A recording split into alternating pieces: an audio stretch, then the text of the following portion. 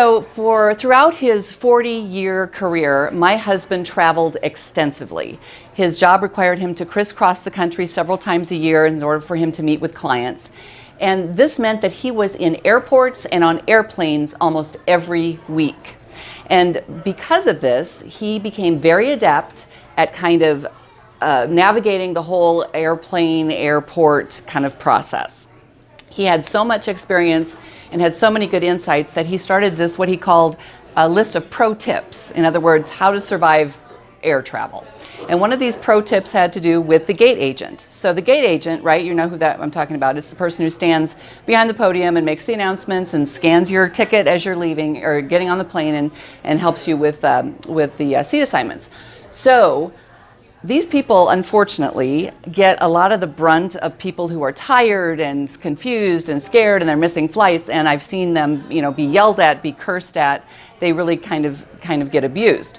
According to my husband, though, these people need to be respected because they hold the key and the power to getting you where you need to be and how, you're going to get there. So his whole thing, no matter how tired or frustrated he would be, he would always approach the gate agent and very calmly speak to them very respectfully, tell them what he needed and ask for their help. And he would always say something like, "I know that you are the person that's going to help me get home. Thank you. Thanks for your help." All right, so pro tip, respect your gate agent, people. All right? Okay, so it was July 17th, 1996, and TWA Flight 800 took off out of New York heading for Rome. It had not been in the air very long after takeoff from JFK when it exploded. And it crashed into the Atlantic Ocean and 200 people were killed. It was awful. It was horrible. And at first they thought it was probably a terrorist attack, that there had been a bomb on the plane. Later they would kind of come to the conclusion that there was some gate vapors or something in the gas tank that were sparked by a short circuit.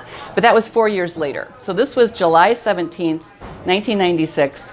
July 24th, 1996, I had to get on a plane and fly to Colorado for a family reunion. So my husband was working in California at the time. We lived in Wisconsin, but he was on the West Coast working. And so instead of flying California back to Wisconsin, back out to Colorado with me, he flew into Denver and I met him there.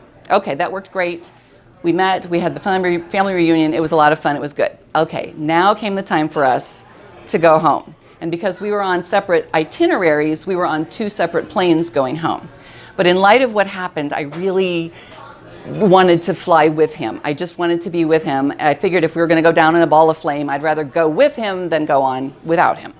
So we decided that I was going to try and get on his flight. First of all, it left earlier so we'd get home sooner. And second of all, it was a larger plane. I was on like a regional jet. His was a bigger plane. So the chances that there would be an open seat or for me to get on was a little higher. So we're going to try and get me on his flight. Okay. He says, you're going to have to talk to the gate agent. And I'm like, Roger that. Okay, I know what to do. Okay, good.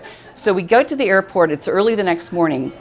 And I don't know if there had been like weather or some kind of delay, but the airport was a zoo. I mean, they were backed up, long lines. They were stacked up in the gate area. And it was not, the chances of my getting on his flight were not good. But I waited very patiently in line. And when I got up to the gate agent, I said, "Good morning. I need your help." And I explained, husband, different itineraries, different airplanes, wanted to get on the same plane with the, thing that happened, the bomb and all that stuff. It was really important for me to fly with my husband. Can you help me? And she looked at me and she goes, "Uh-huh." And she starts typing. And she's typing. And as she's typing, I look down and I see that she has these really pretty fingernails, right? So it's 1996. I live in a small town in Wisconsin. I hadn't seen a lot of these, acrylic nails or the really pretty glamour kind of stuff. And she was an American airline employee, so she had like the red, white, and blue. She had little stars and she had little glitter, and they were kind of cool, So I said to myself, kind of to myself, but out loud, I said, "Nice nails." And she stops and she looks at me and she says, "Do you like them?" "Yes, I do." I said, "I do. I think they're really pretty." She says, "Well, my boyfriend hates them. And I said, oh, well, I guess I'm going to have to disagree with your boyfriend then, because I think they're really cool. And she looks at me and she goes, uh-huh. And she starts typing. So much typing. And she finally gets done. She hits a button. She looks up at me and she says, okay, you're in first class. I am? And she says, yes. And she hands me my boarding pass and she said, Mrs. Weave, I hope that you have a really great trip and a very safe flight home today. And I said, thank you so much. So we get on the plane. I'm thrilled that I'm on the plane with my husband. I'm sitting in first class. He's in coach. And he's a little ways down, and I'm leaning out going, honey, I'm in first class. Look, real silverware and cocktails. I think I smell cookies. And he's like, oh my God. And he's just, reading the paper. The guy next to him is like, do you know her? He's like, nope, I do not. No. So we fly home. Everything is fine. We got there in great shape. And here's the life lesson that I learned from this. So as opposed to pro tip, how to survive, how to make your way through an airport, translate that, how to make your way through life.